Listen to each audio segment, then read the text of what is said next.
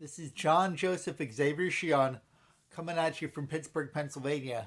And today I'm going to talk about that thing at the Oscars that happened that everybody's been talking about since it happened. But rather than focusing on the incident itself, I want to talk about some of the reaction that I've seen to it because, frankly, that reaction has been quite surprising to me, although in retrospect, perhaps it shouldn't be. Before we get to the meat of the matter, though, if you haven't yet done so, please slap the like button on this video and subscribe so you can get notified about videos like this in the future. As well, if you appreciate this content, there's links to leave a donation. Anything you can do at any amount is appreciated. Also, I would ask you to please watch this video to the end, and after you've done so, comment, let me know what you think. Even if you don't like the video, it does help me grow the channel when you comment. So all of that is very much appreciated. With that out of the way, again, rather than talking so much about the slapping incident at the Oscars itself, I want to talk about the reaction that I've seen on social media. And something that I've seen multiple women post that's was frankly very surprising to me was they posted, "I wish I had someone who would do that on my behalf," or "I wish someone loved me enough to do that." One of the women I saw that posted this has posted quite extensively about a prior physically abusive relationship that she was in. And so I find it really interesting that someone who was with a physically abusive man wants a man who will slap someone on her behalf. Now, let's get out of the way right now. Nobody deserves to be in an abusive relationship. But when I see these comments and these posts, the first thing that comes to my mind is, you want a man who thinks it's acceptable to slap someone for saying something that he doesn't like. So what is going to happen when you say something that he doesn't like? If it's acceptable to slap someone, why would you not slap someone?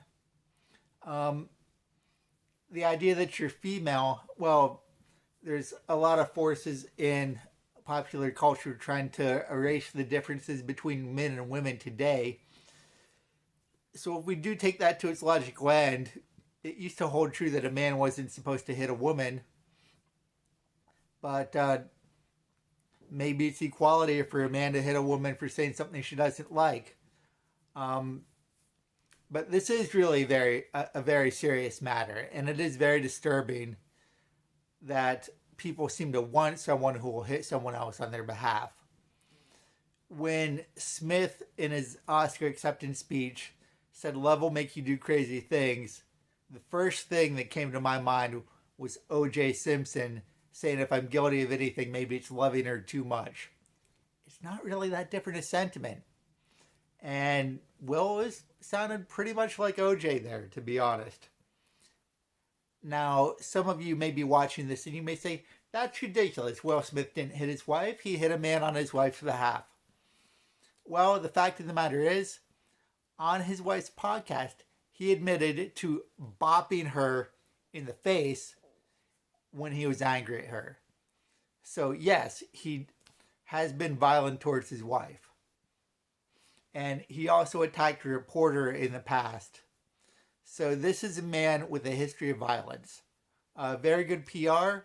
He has been very good at cultivating his image over his whole career. He's worked very hard to do that. And I think we may be prone to believe the image and dismiss the things that we see with our own eyes. Do I think Will Smith is a serial spousal abuser?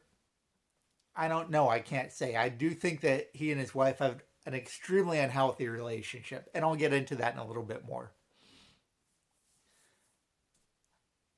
But I mean, we see the violence, and I know Will Smith has made some videos about controlling your emotions, taking responsibility for yourself, and I've watched those videos, and they really did speak to me.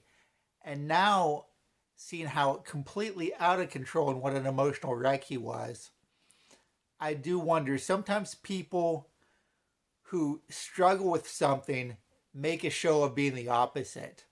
So I do wonder if that was what was going on with his videos. because clearly this is not an emotionally healthy man. Him slapping Chris Rock was not empowering. It wasn't powerful. Let's get that right out of the way. Um, if this was such a noble, empowering thing, why was he a complete emotional wreck afterwards? And why was the man he slapped laughing and joking? He obviously didn't feel better after he did it. And now let's talk about him doing this in defense of his wife. So his wife was the victim of a very mild joke. Hey Jada, you look like a strong and attractive woman in a movie where everybody looked up to her because she was so strong and so tough and so attractive. That's not an insult. And even if it is, the Oscars have a history of the host and the presenters will make jokes at the expense of the people in the audience because the people in the audience, they're pampered elites and they make jokes about themselves so we can feel that they're a little bit more on our level. They're not, but we feel that they are. And let's get to in terms of defending his wife. So first of all, no one needed defended from that joke. If I was at an event and my partner was sitting next to me and someone made a joke of that caliber about her, no, let's say someone said something far worse about her, said something really hurtful. Would I stand up and slap that person? Absolutely not. The proper reaction is to realize that it's just words and not let it control you. We used to believe that words were not an excuse for violence. We used to believe that if someone says words we don't like, it is not appropriate to hit them in response. For a number of years now, the progressive left has been pushing the idea that words are violence. And now I see so many people defending Will Smith online. So many people saying that Chris Rock deserved to be hit. So the people who are telling me that words are not violence, they're actually shifting the goalpost a little bit and now saying violence is actually not violence. Words are violence. Violence is not violence.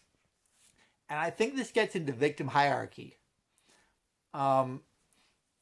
And just this strange notion of intersectional equality. Now, Jada Pinkett Smith is very rich and powerful, obviously, but she's a black woman, and we're looking at the hierarchy of who's a bigger victim. A black woman is a bigger victim than a black man. So I think people are defending her because, oh my God, a left-leaning black woman was attacked. And so anything we do is justified. The problem with this is once you start assigning these hierarchies, there's no moral center. We start making excuses. We start saying, well, it is okay to hit someone you like under these circumstances, but not these circumstances. And that's absolute madness. So let me be unequivocal. No matter what your race, gender, sexual orientation, whatever category you want to be in, it's wrong to hit someone for saying words you don't like. Period. As a society, we used to accept that, and now we have people just losing their minds and defending this pampered man for hitting another member of the elite who's not as elite as him for a very, very mild joke. And the last thing I want to tackle is this idea that Will Smith had to defend his wife in any way, because he didn't. And I'm not talking about defending her by hitting Chris Rock.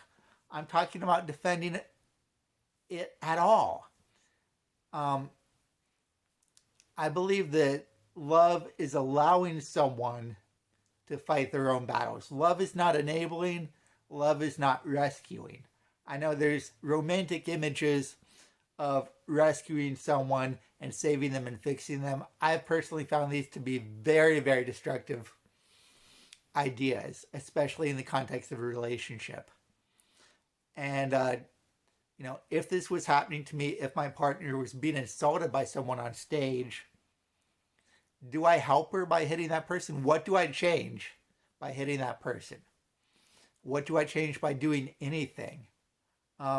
Loving someone and trusting someone It's allowing them to have the emotional maturity to handle it. And my girlfriend is not that weak. She could take it. She doesn't need me to defend her. She doesn't need me to fight her battles. And the more I see this, I think that Will Smith has worked very hard his whole career, and he's worked hard to project himself, an image of himself as a wholesome family man. Now, that had already started to come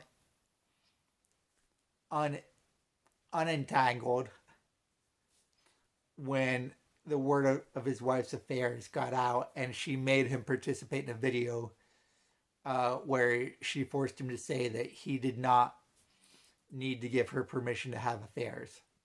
So his image is already under attack. But just looking at the dynamic between those two, with him laughing at the joke that Chris Rock made initially, then looking over at his wife and her giving him the evil eye, and then his wife laughing as he rushed to make a fool of himself on live national TV. So this rescuing her is not healthy for him. I mean, he's already paying serious consequences to it. He is out of the Academy of Motion Pictures, Arts, and Sciences, no longer a member. And his Netflix deal has been canceled. Many other people he has business deals with, they're looking at it. So she allowed himself to do this. So he attempted to rescue her. And now he's a joke. Rather than taking focus away from her condition, it's put more focus onto her condition. He certainly hasn't rescued her from anything. And she seems to be pulling the strings because she's there laughing as his husband is about to throw his career away. Now, he is responsible for his own actions. Don't be mistaken about that. But wouldn't a loving wife be like, Will, what are you doing? Stop it. Sit down. He walked up there calmly. He didn't run up there. She had time to do that. And instead she laughed because it was funny to her. Anyway, I've talked for quite a bit now. Those are my thoughts on the incident. It is very disturbing the way that this incident is being used to normalize violence as an acceptable response to words. And point blank period, my stance is always going to be physical violence is never an acceptable response to words. End of story. Learn to deal with it.